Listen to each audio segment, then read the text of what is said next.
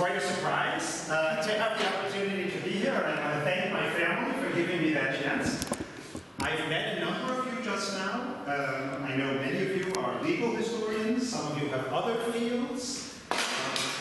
I hope I can tell you something interesting. That's my main goal. Because as I understand it, I'm the only thing between you and schnitzel. And so I'll try to keep this lively. If it gets boring, you can think, dream of the schnitzel, the kosher schnitzel that's coming, as I understand it. I've been asked to talk about half an hour. We'll see how it goes. There's water over here. I'm happy if the kids get up and go. I'm happy if you throw things, whatever is necessary to keep it lively, okay? All right. Stefan has said, what I'm going to tell you is a bit of a crazy story. Crazy for me when I found this, and I think crazy because it has different pieces that go together. But I hope it fits to some of your interests, or maybe new interests you'll develop afterwards. For me, it certainly fits into this building. I've talked about this topic and the prehistory of Jewish museums on other occasions in Jerusalem. Some of you are faculty members at Hebrew University, and I have the honor to be there. I've actually never had the chance to talk about models of the temple so close to the Temple Mount. So it's a particular honor or privilege, so to speak, and also in a building that has very important historic temple models downstairs. Some of you saw this a moment ago. All right.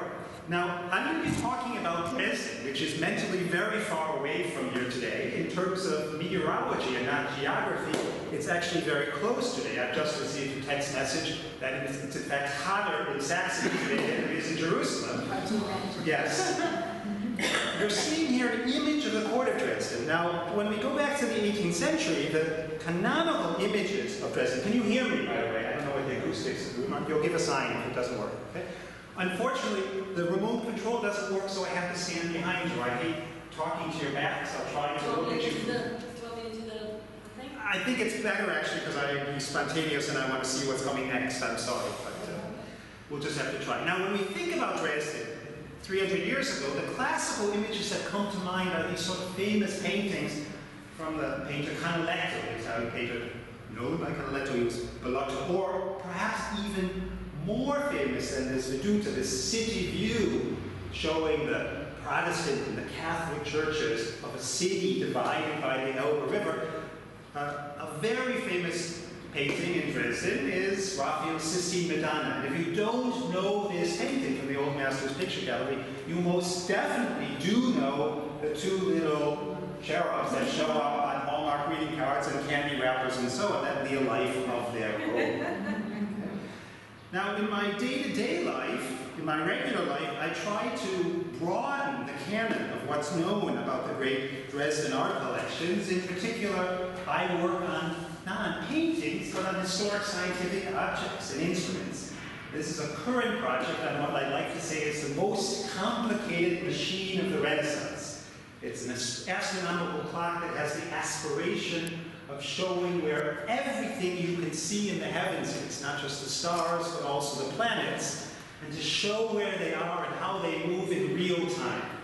It's a wonderfully complicated, and I think you'll agree, also a beautiful machine. It had to be beautiful because the rulers of Saxony were among the richest and most powerful rulers in Central Europe, not only in the 16th century when this object was made, but also in later eras. I'll leave all of that aside, however, because what I really want to talk about today is an object that used to be at Dresden that I'd like to get more attention directed at, namely this. It's a big, and I mean really big, model of the temple. When I say big, now I can finally see you, it was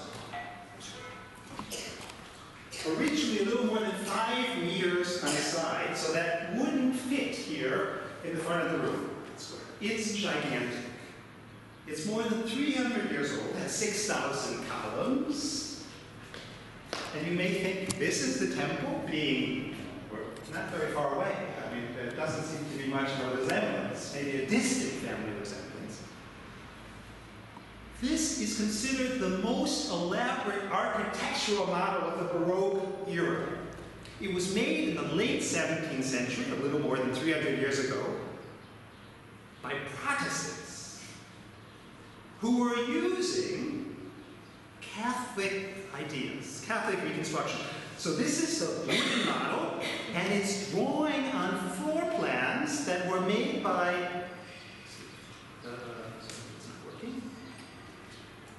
Catholic mathematicians and architects who were in Rome, Spanish Jesuits, who were studying the temple. In particular, one mathematically oriented Jesuit architect, Villapando and his colleague Prado, made a commentary on the book of Ezekiel. Okay? Now, many of you know the temple as a building shows up in basically every second book of the Bible. It's described as a building very thoroughly, with measurements in 3 places in the Bible: Kings, the book of Chronicles, and also a temple in Ezekiel. These Spanish Jesuits wrote 3 thick folio volumes with just a commentary on the temple in the book of Ezekiel. It's an incredibly elaborate book from about 400 years ago, and inside the book are these huge engravings. That engraving is almost real size, the way you're seeing it projected. It's folded up and folds into the folio volume and then unfolds like a leporello or a fan. Okay? So they made a reconstruction of the temple on paper, 2D. And not just of the temple, but also of the temple on top of their version of the Temple Mount.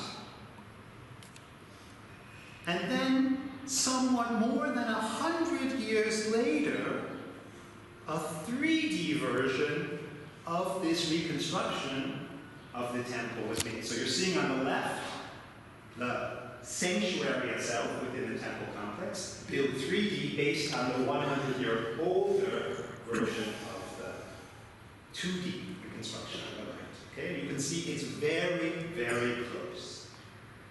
It's also obsessively detailed, this model. I'm showing you just one portion of the facade of the outer part of the temple. You can see it has 3 stories, and you can make out that there are columns, and each of these some 6,000 columns and pilasters has a cast lead capital. That's what's shown on the left. Okay? And from the lower story, each level of that frieze has, if you blow it up, a kind of silver ocular window with a garland made of pear wood, carved wood. It's obsessive.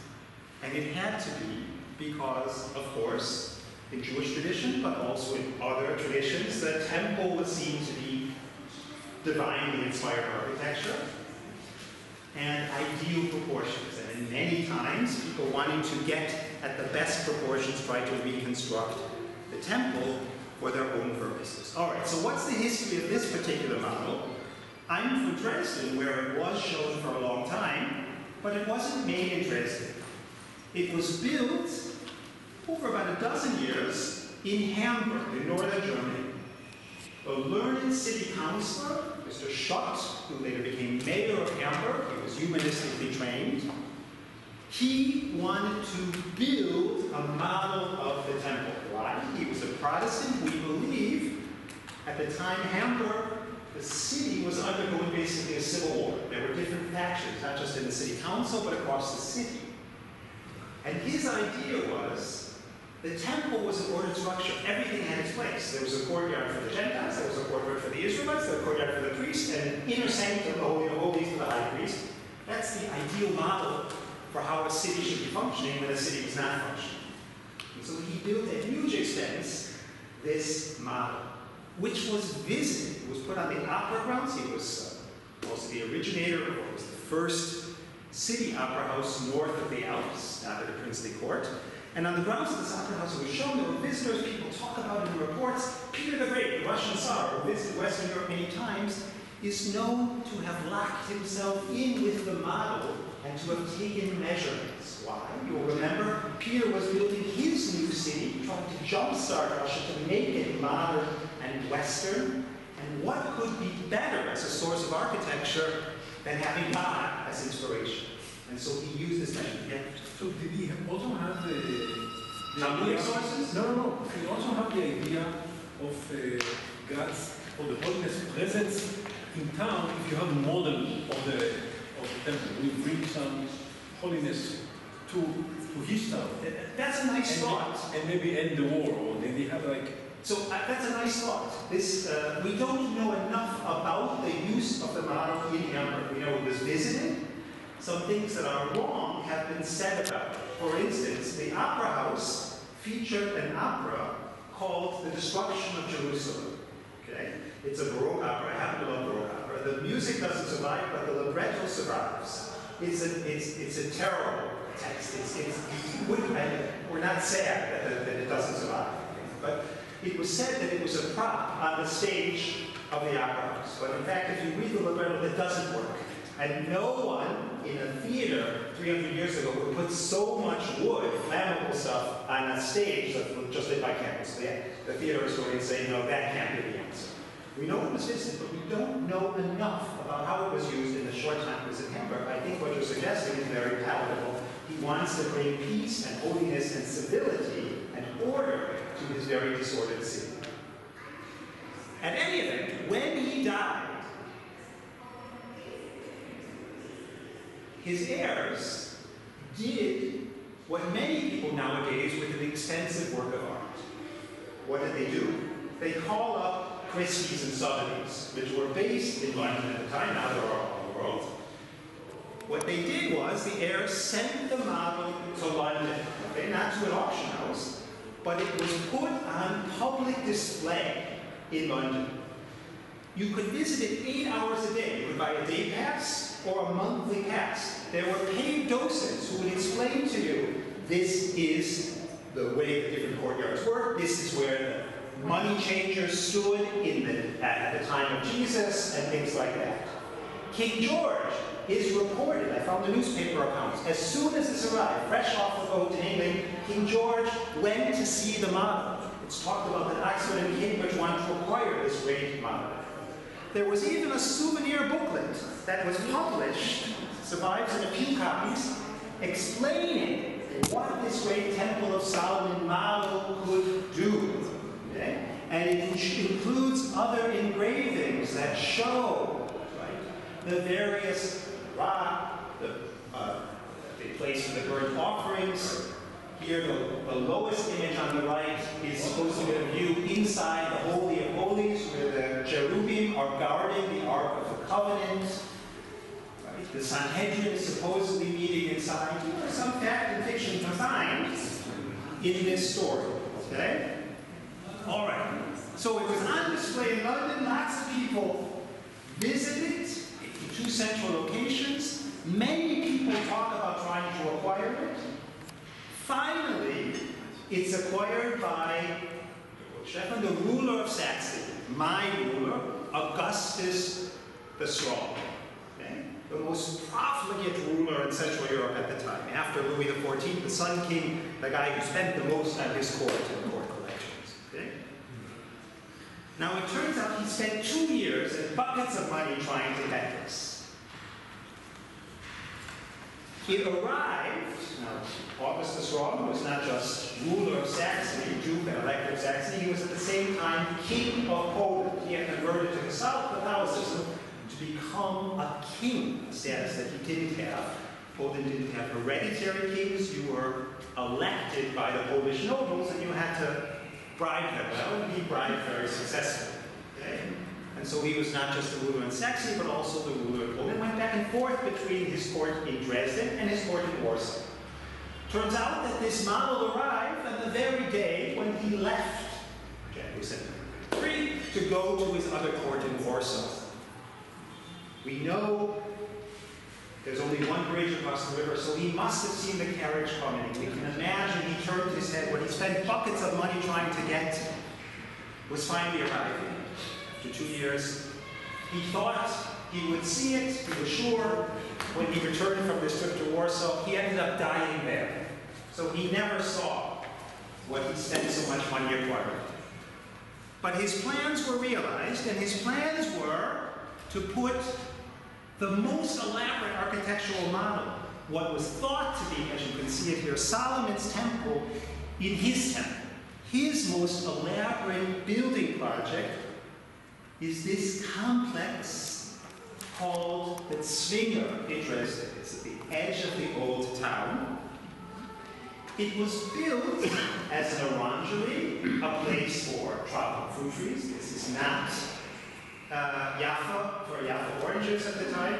It isn't always 35 degrees in Dresden. There is a winter and you can't have fruit trees. And you need, if you're a Baroque ruler in the time, you have to rule over nature in the way that you have the things that don't belong under your court at your disposal. And so it started out as an orangery. And exactly 300 years ago, this summer, it got expanded to be this large complex you're seeing. And the occasion was something that actually links Chef Wenderhorst in Vienna and me in Dresden. The occasion was a wedding, or what I can rarely say other than in these circles, a shidduch, okay? Of an arranged marriage. What happened? The rulers of Saxony were already very high up in the pecking order of the Duke. Since the Middle Ages, they were dukes. Since the Renaissance, they were electors, meaning they could choose the Holy Roman Emperor. 7 sovereigns of good. Since 1700, they were kings. I'll try to face you. So that this crown here is the Polish crown. If you're already a duke, an elector, and a king, there's not much place to rise. In fact, in Central Europe at the time, there's only one slot that's higher, namely the Holy Roman Emperor. At the time, I pointed to Stefan in Vienna, at the time, the Holy Roman Emperor only had daughters. And what happened? The crown prince here, the son of Augustus Law, married the daughter of the Holy Roman Emperor. He married up. This was so important, this shidduch, that instead of just renting a ballroom and celebrating a wedding for a night, they built out the Zwinger exactly 300 years ago this summer and partied for a month. There are 7 operas that were composed, one for each day of the week. There were festivities and so all kinds of things. And they used the pavilions, the galleries, and the courtyard for all of these things. Now you may be able to do that once if you are very profligate state, but you can't do that every time. And in fact, 10 years later, this complex of pavilions and galleries got converted into one of the world's oldest complex of museums. It was known as the Palace of the Sciences. I'm showing you a plan. The left side is in German, the right side is in French. Literally from A to Z, from anatomy to zoology, there was a place for each emerging discipline. It was an early Enlightenment project. This is a generation before the British Museum opened to the public. That's the ground floor. And if we go to the upper floor, the top story where there are just the pavilions, if you look at letter C on the lower left, I'll try that here, this pavilion, it says in German or in French, the salon where the mathematical instruments are. That's my museum today, where that crazy astronomical clock is and everything. It's the world's oldest museum devoted to historic scientific instruments, the only survivor of this Palace of the Sciences. But if you look over at, let's do that again, letter A here, it says the room where the model of the Temple of Solomon stands. So that means the most elaborate Baroque architectural model ended up in the most elaborate pavilion of this very fancy building. Augustus Laur's own temple, as it was called, as if he were the new Solomon. But that wasn't the only thing that was in this room. Let's look at the translation of a description of a visitor from the 1730s to this Palace of the Sciences, and in particular to this room. The Judenkabinett, I'll leave a few words in German, That's what he called this room. Displays all manner of rarities. Here there can be found a life-size, the German says, ausgestopfte Rabbiner. That means literally a stuffed rabbi. Not a stuffed rabbit, but a stuffed rabbi. Okay? Who has a hat on his head, spectacles on his nose, and a coat on. Okay? One sees him standing at a lectern on which a Talmud is lying, which he is touching. Anyone entering this cabinet for the first time and without prior knowledge would swear that this is in reality a live rabbi. I did not forget the T. On account of the accuracy and lifelikeness of the presentation. Inside are also shown all the instruments used for circumcision and other Jewish rituals. So, not only in this pavilion was there a huge model of the temple, and also from the same source, made in Hamburg, went to London, acquired all this from a model of the tabernacle, tent of meeting, but also, the last sentence says, there was this stuffed rabbi. He was a puppet, not a stuffed person, not a stuffed Jew. Okay? It's a mannequin, life-size, wearing a confess and his mantle, and looked like he was davening. Okay? And all of the instruments used for circumcision and other rituals. Now, where had they come from? Okay, circumcision, knife, and things like that.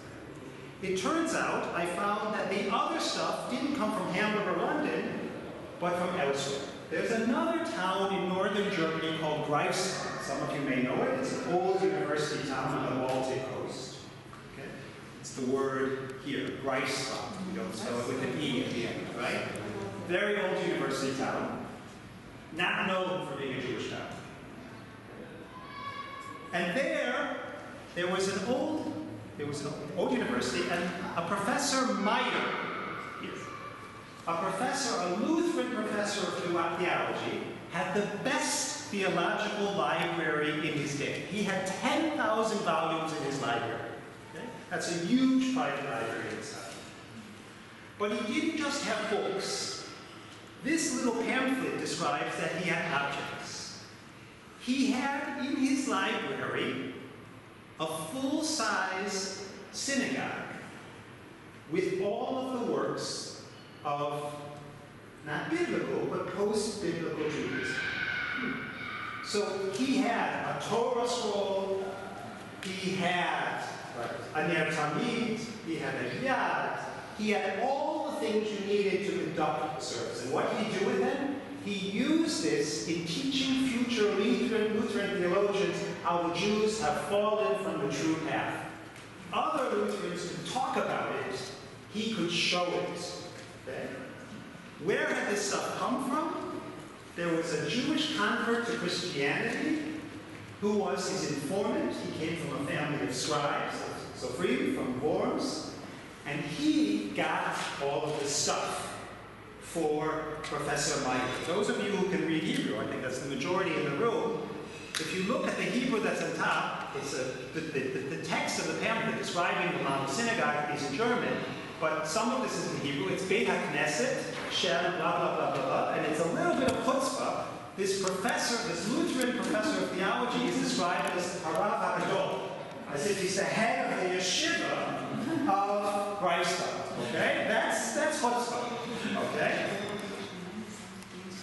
Anyway, this is very unusual for Lutherans to have a Torah and a whole synagogue. We're not talking about the big synagogue here in Jerusalem. I mean, it's a room-sized synagogue, a big at the time. Okay? So now, Professor Meyer had visitors. This was known and famous. There were 3 editions of this pamphlet. We've just forgotten it.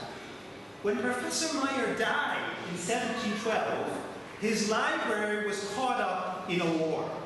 Raging at that time in Northern Europe, it's much too complicated to go in, it's much too hard, it was the so-called Northern War, between the Swedes and the Prussians and the Russians and the Saxons. I don't understand, okay? It's really complicated. And his library was sequestered by the Prussians, okay? But he was also caught up in another war. Professor Meyer, this great Lutheran theologian, was divorced, a shaman, okay? And his wife and his sons, his estranged wife and his sons fought over the library because this was 10,000 volumes. You don't get this every day.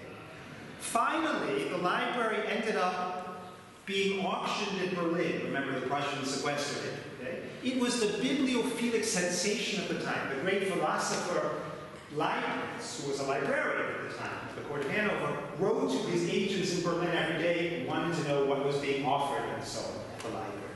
Well, the library was dispersed, but it turns out that the synagogue, the objects in the library, was acquired all in one piece. And who got it? The University of Leipzig, another old German university with a theological faculty. Boy, were they happy. Who else had, what other non-Jews had a whole Torah and all of the works of ritual Judaism? They were excited. They broke their budget. Those of you who acquire things for your university know it's expensive. And they overspent for several semesters worth of their budget. They couldn't buy anything else, but they had acquired the synagogue. They were really happy, but their happiness was short-lived. I have found a letter. Oh, no, I'm sorry. This is what is included. This was the expense account, and it's in German, but those of you who don't read German or read Hebrew will recognize what's included here, right? So the whole Torah, a menorah, a shofar, a lulav, dash, and so on, right? Number 5 is a Megillat Esther. We might even say, right? You might say, die ganze Megillah was there, right? They had everything, okay?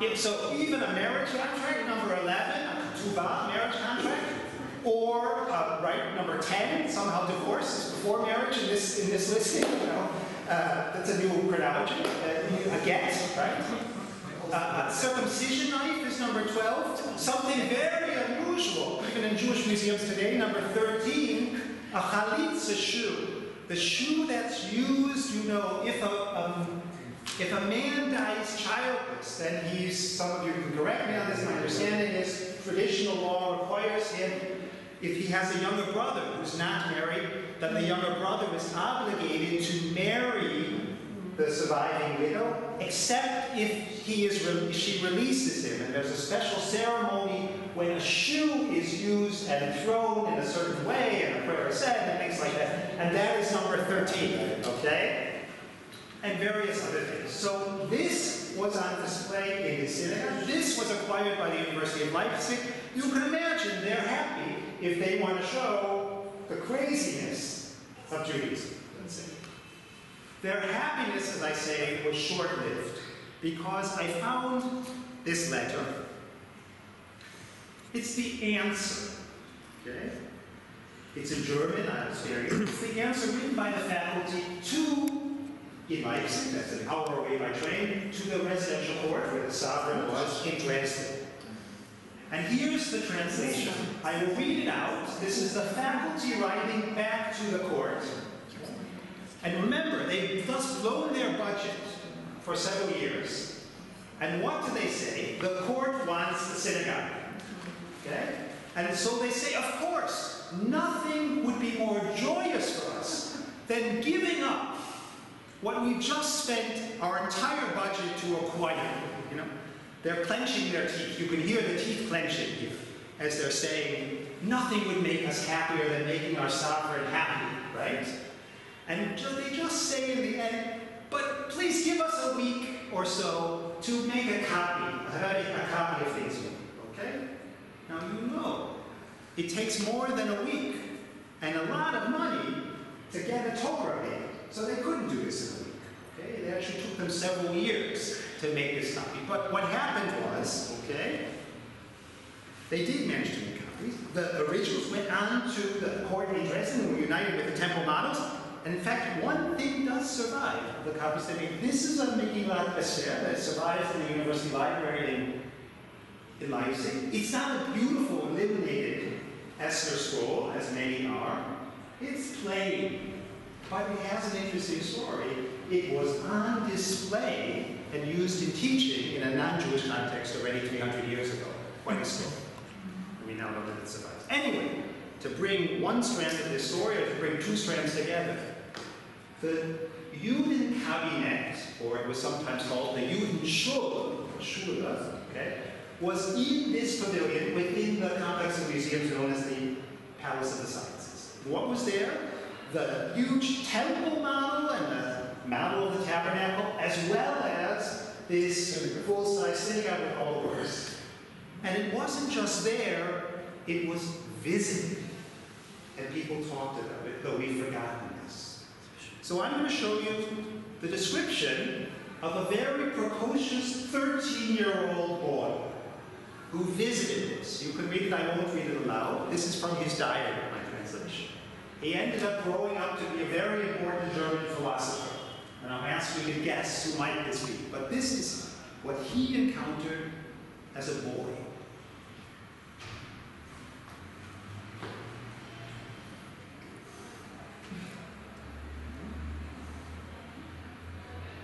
He went with his parents on a trip to Dresden. It's a pretty fair description of what he sees. Anyone want to guess which? I know there are legal scholars in the room. I don't know if you deal with German 19th century or this was a boy who was the 18th century. You can take a guess. You get an extra piece of schnitzel if you get the right answer. There's a street named after it, so. Probably in this town there's a street named after lots of different philosophies. All right, this was Arthur Schopenhauer as a 13-year-old, okay? Anyway, and there were other visitors, okay? A Russian visitor, a Russian officer came, okay, and said this, especially interested, he didn't talk about the temple model, especially interested in the collection of all, even the smallest furnishings in the synagogue. If at some point a storm of the most diverse circumstances should destroy this entire, may this never happen, destroy this entire people, one could at least find assembled here all of its customs and laws. He's not writing in 1935, he's writing in 1850, okay, about this. So this crazy collection, the Judenkabinet, centered around the temple model, was seen and shown. You wanted to ask something? What happened? Yes, great. Oh, what I was going to tell next. Thank you. You got the extra schnitzel. No, of course, because it's not there. That's the point. For 100 years, it was on display in this elaborate building. I even know of a poor Jew who was threatened with being, he was a rich poor Jew, he was threatened with being expelled from Dresden many times because he had no source of income. He was a volunteer who looked after the model. When the Torah scroll became a little imperfect, he looked after the Torah. So when things happened here, he didn't get any money for this. The next time he was threatened with expulsion, he said, you know, I've been helping out with the model. Will that save me? So from being expelled. He didn't get expelled, but they never paid him, and all kinds of stories. Okay, so what happened?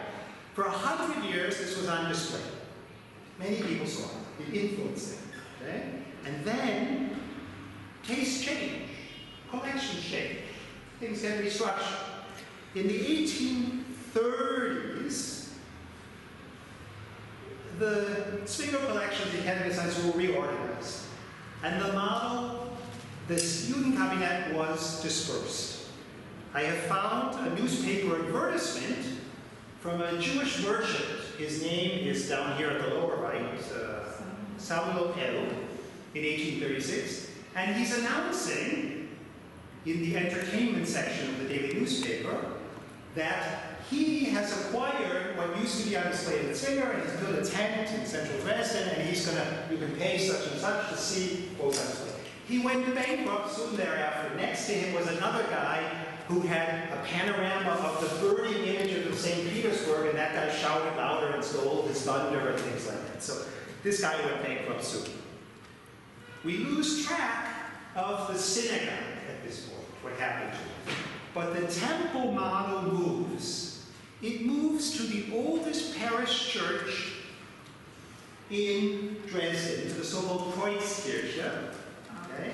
This is the oldest Protestant city church in Dresden. This is a pre-war image. It looks different now.